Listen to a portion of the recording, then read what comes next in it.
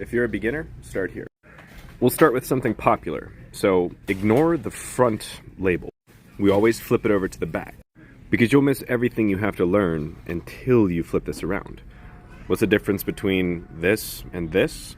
The only things I'm paying attention to are the ingredients. So, acesulfame potassium and sucralose. Those are two things that I will 100% never consume if I ever have the chance to say so in my lifetime. And you see acesulfame potassium and also sucralose. So, is there a difference between this drink and this drink? To me, no. This one actually has less sugar. So the most important thing to understand is that these need to taste good. So, mind your gut, keep your mind comes into play. So when you begin to look at the ingredients, because that's where it all starts. You can see citric acids here. You can also see citric acids here. Now the second thing you want to look at are all of these down here. These are the non-phytonutrient versions of nutrients. These would be the ones that we made in a lab.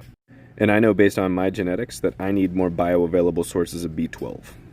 So your beginning is to not look at the front anymore, because these are technically the same thing. They have nearly the same ingredients inside of them. So pay attention to the ingredients in your food, because that's what really matters. This one uses erythritol, this one uses sucralose. So this is why you see 18 grams of carbohydrates and 20 calories versus 5 carbohydrates and 20 calories. Isn't that interesting, right? Because even when you come across items like this that say 2 grams of sugar, just Google our carbohydrates, sugars, and then look at 18 grams of net carbs, and then there you go.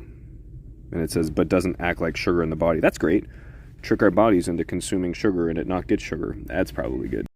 So the rule of thumb is really simple. Check out all the ingredients that we tell you to never consume. Pay attention to when you see nutrients. Do you see this or do you not see this? Because that's going to tell you whether or not these are coming from a real source.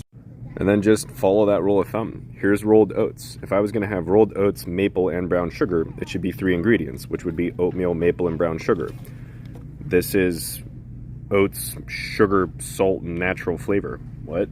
So, you can choose a keto-friendly cereal that has palm oil in it, or you can just eat an avocado and not have to consume canola oil either, or palm kernel oil. Because this is sugar, this is sugar, this is sugar, and all of this is sugar.